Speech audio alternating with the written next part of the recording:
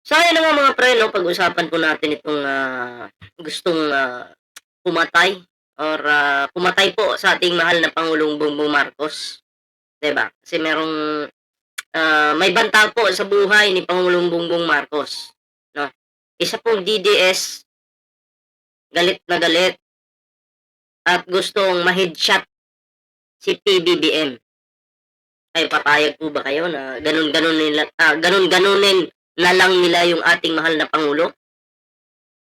Headshot? Parang nawawalan na po sila ng respeto, eh, dahil sa impluwensiya ng mga tangang dutae,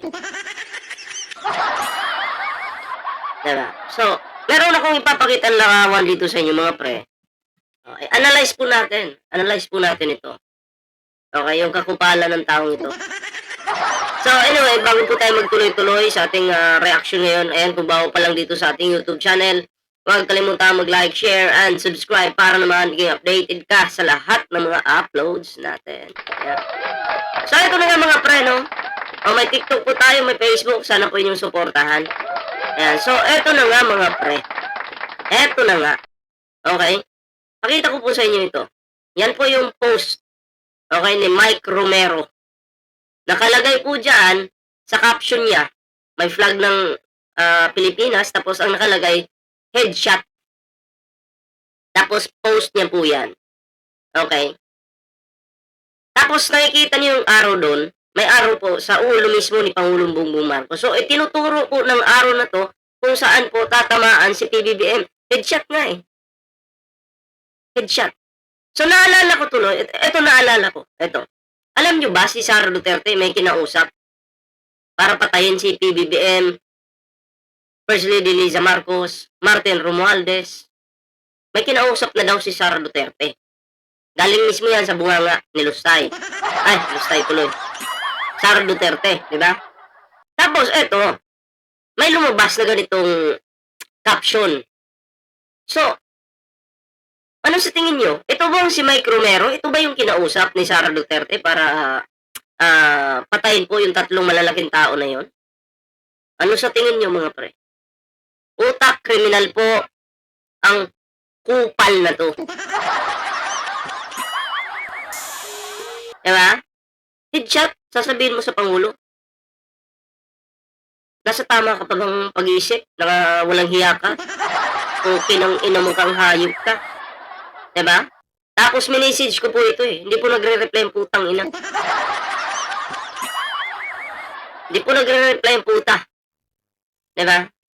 Hindi niya po sinisin. Yan tuloy, nabisto ka. Tapang-tapangan ka kasi ngayon nanganganib buhay mo. Nanganganib buhay mo. Maraming nag-message sa akin na papatayin ka nila.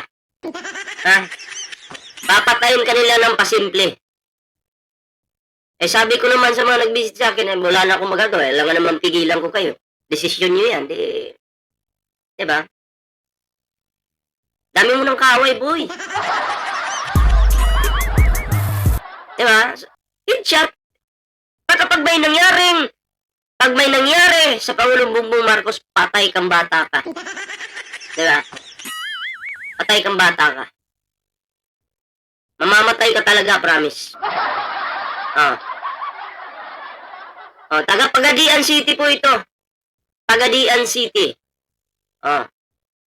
Davao Oriental po yan, Mindanao po yan, Pagadian City po. Ang kanilang pinagyayabang doon yung mahangin na si Digong. Walang bilang na si Digong. Tingnan po natin, ito po yung kanyang Facebook page, yan po. Mike Romero. Yan po ang Facebook page ng walang hiyang putang inan to. Tingnan natin yung larawan. Yan po ang pagmumukha niyan, ha. Pag makita kita, boy, gilitang kita sa liig, promise. O di kaya bubutasan ko yung, lalagyan ko ng gripo yung tagiliran mo. Diba? Nakalagay pa dito, just trust and believe yourself. Yung sarili mo mismo yung magpapahamak sa'yo. Diba? Maraming galit sa'yo at gusto kang patayin. Okay ng ina mo ka. Sabi ko sa'yo, magdasal ka na kay Kibuloy. Yan, pagbumukha, Yan po yung babasagin ko yung mukha mo, puki ng ina mo ka. Ha? Babasagin ko talaga mukha mo pag makita kita. Utang ina mo ka. Utang ina mo ka pa. Ako nang papatay sa'yo, papatayin kita kahit hindi po ako mamamatay tao, kaya ko pumatay. Ha? Hindi po ako pumapatay ng tao, baka ito yung kauna-unahang tao mapatay ko. Pag makasalubong ko to. Ayaw ko po ng gulo. Pero kung ganyan man lang, patay kang bata ka. Diba? O, ito po yung larawan nyo. Utang inang ipin yan. Ayop ka. Diba? Yung ipin, oh. Parang rabbit. Diba? Oh, tingnan pa natin. Oh, yan pa yung larawan ng putang ina. Oh. Oh, putang inang mukha yan. Oh, kita niyo yung mga comment dyan. RIP daw. Sabi ni Daniel Manzo, marami nang galit sa'yo. Marami nang galit sa'yo dito sa comment to. Marami nang galit sa'yo. Nahanap ka na ng NBI sa babantay mo kay Marcos. So, yari ka. Nag-reply pa siya, oh. Saan ang pagbabanta? Pagbabanta na kayo lang din ang gumawa, oh. Nagdi-deny ng putang ina. Papatayin ka talaga ng mga tao yan. Maniwala ka sa akin. Ha? Papatayin ka talaga. Ayan, oh, comment ni Rafi Boy. Hinahanap ka na ng NBI. Oh, papatayin ka talaga. Pukin ng ina mo ka. Mamamatay ka talaga. Hinahanap ka na nila. Dito tayo sa ibang picture niya. Nilait na siya ng kapwa niya Bisaya, oh. Sabi ha, batiaw lang, oy, guwapo pa ako iro ni Brad, wa kay angay mag-braces. Ibig sabihin, pangit daw po yung mukha niya. Mas maganda pa daw yung aso ni nitong nag-post. Nag-comment. Or mas gwapo pa daw yung aso. Ay, mukhang puwet naman talaga eh. Kabayong-kabayo, sir, ha. Ayan, nilalait ka na. Itsura pa lang, parang abnormal na. Tingnan mo. Parang mongguloy din, oh. Alam mo, pag makita kita, dudurugin ko talaga yung mukha mo, eh. Ha? Basag talaga yan. Sinasabi ko sa'yo. Durog talaga yan. Tingnan natin mga comment dito. Putang ina mo kaya, no? Yan. Yan po, ha. Taga Pagadian City po ito. Nasa Pagadian City lang. Pwede niyo pong puntahan, hanapin, kausapin, bakit niya pinost yun. Pero kung hahanapin niyo siya at gagawa niyo ng marahas, wala na akong magagawa, hindi ko kayo makukontrol, ha? Pero sana wag naman mangyari. Pero hindi ko makukontrol yung tao, eh. Maraming galit dito, eh. O yan, o, Mike Romero. Puntahan nyo yung Facebook. Dumugin nyo, i-report nyo. Para take down. Ha?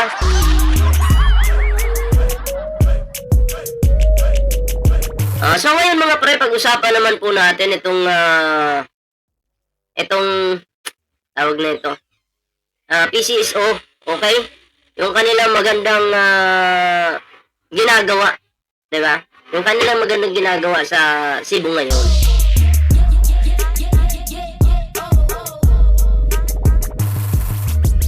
Ayan. Grabe.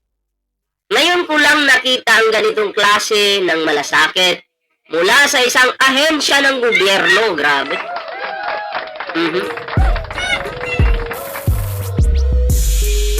Ibang klase talaga. Ang PCSO mismo, pinangunahan ni General Manager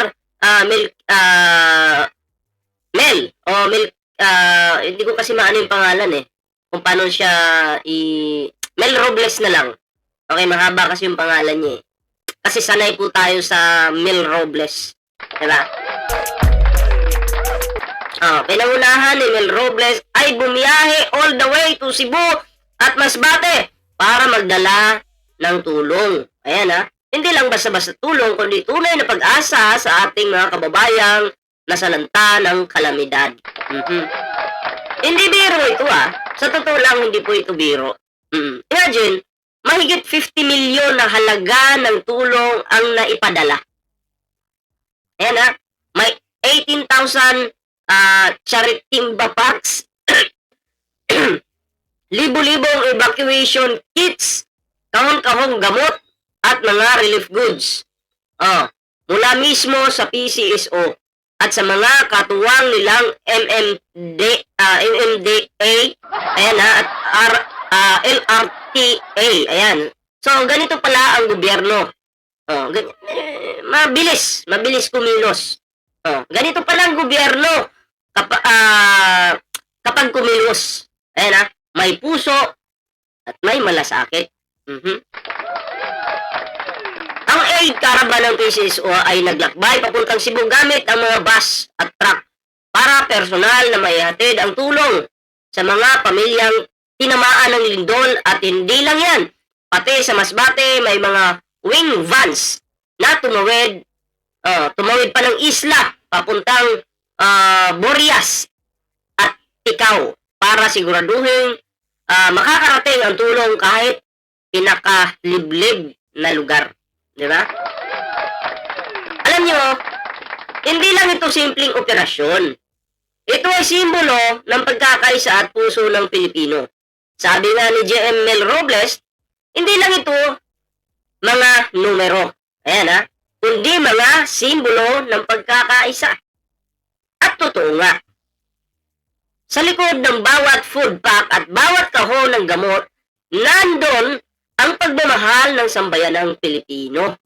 Diba? Sa panahon ngayon, na madalas puro batikos at reklamo ang naririnig natin. Yung ginagawa po ni Sara Duterte.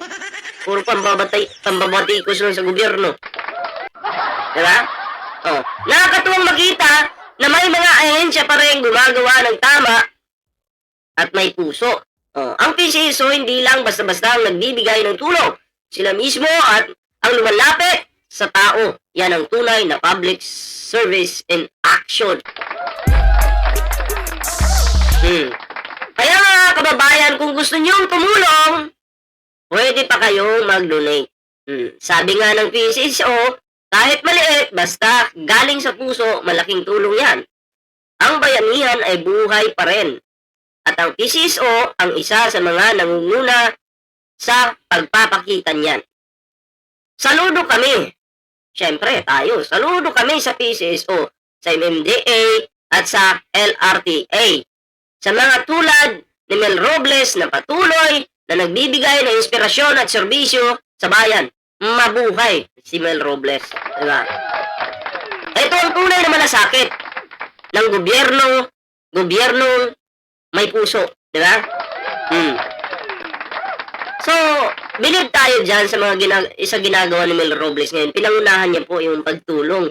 At dapat po talaga siyang palaktakan kasi to the rescue po siya. Siya po, kumbaga siya yung naging hero ng mga tinamaan po ng lindol. Diba? Siya yung parang nag-rescue agad sa kanila, nagbigay ng mga kain, gamot, at iba pa. So, palakpakan po natin si Mel Robles. So, anyway, yun lang naman yung ating reaction ngayon mga pre. Maraming salamat po sa inyong suporta sa ating YouTube channel. Siyempre, bago po tayo magtapos mga pre sa ating video, and kung bago pa lang dito sa ating YouTube channel, huwag kalimutan mag-like, share, and subscribe para naman maging updated ka sa lahat ng mga uploads natin. So, yun. May TikTok, may Facebook po tayo. Sana po yun yung i-follow mga pre. So, maraming salamat po. Kita-kits po tayo sa susunod na video. Ingat po kayo lahat.